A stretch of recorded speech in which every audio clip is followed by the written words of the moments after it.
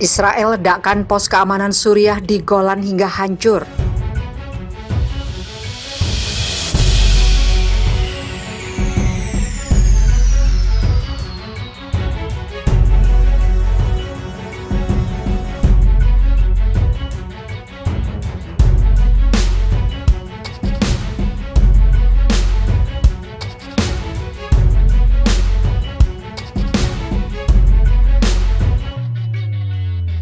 Militer Israel mengatakan telah menghancurkan pos pengamatan Suriah di dataran tinggi Golan pada Selasa 1 Juni. Serangan itu merupakan yang ketiga kalinya terjadi dalam setahun terakhir di dataran tinggi Golan, wilayah Suriah yang diduduki Israel. Dataran tinggi Golan merupakan zona militer strategis yang dicaplok Israel dari Suriah selama Perang 6 Hari 1967. Tentara telah menghancurkan pos pengamatan militer Suriah yang didirikan di wilayah Israel di sebelah barat garis Alfa di dataran tinggi Golan, tulis juru bicara militer Israel Avisai Adrai di Twitter. Garis Alfa merupakan zona penyangga yang diawasi pasukan perdamaian Perserikatan Bangsa-Bangsa untuk membatasi wilayah Suriah dan Israel di dataran tinggi Golan. Andrai mengatakan pasukan Israel menyerang dan meledakkan pos keamanan Suriah tersebut. Ia mengatakan angkatan bersenjata Israel tidak akan menoleransi setiap upaya yang melanggar kedaulatan negaranya. Hingga saat ini belum ada laporan terkait adanya korban akibat penghancuran pos keamanan itu. Dikutip AFP, Israel telah meluncurkan ratusan serangan di Suriah sejak awal perang sipil berkecambuk pada 2011. Sebagian besar serangan Israel itu menargetkan pasukan Hizbullah yang didukung Iran, musuh bebuyutan Israel dan pasukan pemerintah Suriah. Adrai menuturkan militer Israel telah meluncurkan setidaknya 50 serangan ke Suriah pada 2020 saja. Ratusan serangan itu dilakukan demi mencegah pengaruh dan keberadaan Iran mengakar di Suriah, salah satu negara yang bersebelahan langsung dengan Israel. Pada awal Mei, media pemerintah Suriah melaporkan Israel telah meluncurkan serangan udara ke selatan provinsi Quneitra dekat perbatasan dengan Israel.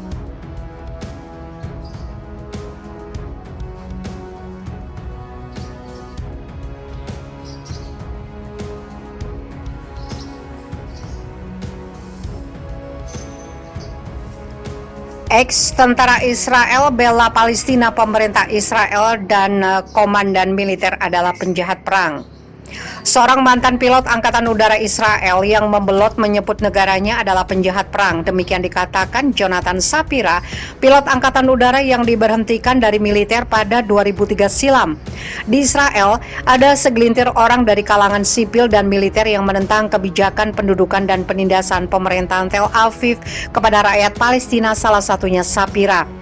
Sapira bahkan melancarkan kampanye untuk mengajak anggota militer lain tidak mematuhi perintah dan penyerangan kepada Palestina. Aksi tersebut menyebabkan dirinya dan beberapa pengikutnya dipecat dari instansi. Kampanye pembolotan pada pemerintah Israel Sapira dilakukan bersama 27 lebih pilot militer. Alhasil, dia dan semua rekannya diberhentikan dari Angkatan Udara Israel sejak 2003. Setelah pemecatannya itu, Sapira juga diberhentikan dari semua pekerjaan lain yang ia lakukan selama aksi pro-Palestina.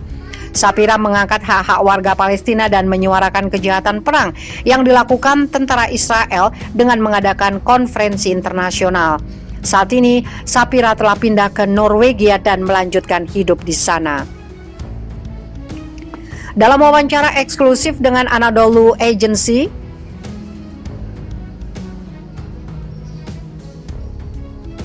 Sapira menjelaskan alasannya bergabung dengan tentara Israel. Dia juga bercerita, awal mula dia menyadari dirinya bagian dari organisasi teroris sebutannya untuk Israel. Saya menyadari selama Intifada kedua, apa yang dilakukan Angkatan Udara Israel dan militer Israel adalah kejahatan perang, meneror populasi jutaan orang Palestina. Ketika saya menyadari itu, saya memutuskan untuk tidak hanya pergi tetapi untuk mengajak pilot lain secara terbuka menolak mengambil bagian di dalam kejahatan ini, katanya kepada AA. Sapira mengaku bahwa dia dibesarkan tanpa tahu mendalam soal Palestina atau sejarah krisis dengan Israel.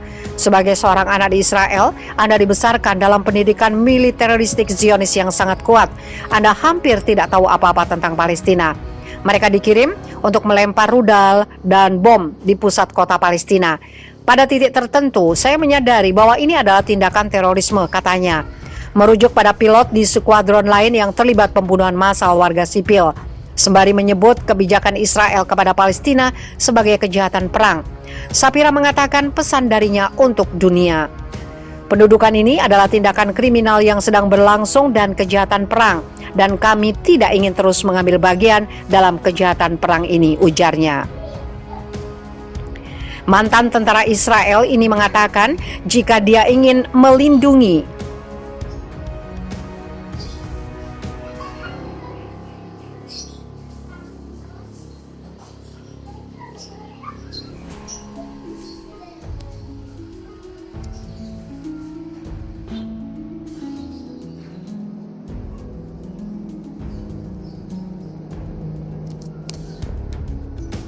Menteri Israel nekat pimpin serangan di Masjid Al-Aqsa saat pertemuan gencatan senjata berlangsung.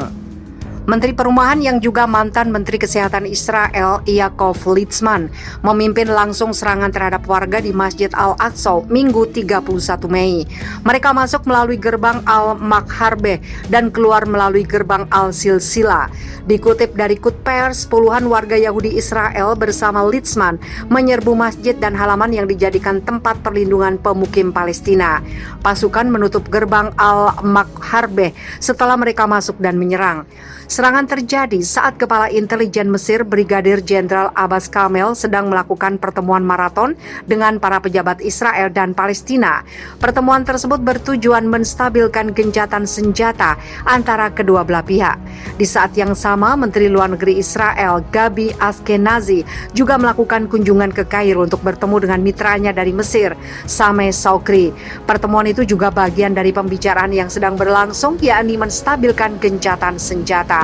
Sayangnya, otoritas pendudukan Israel tetap melanjutkan kekerasan, termasuk mengizinkan pemukim ekstremis Yahudi untuk menyerang Masjid Al-Aqsa, tempat tersuci ketiga bagi umat Islam di dunia.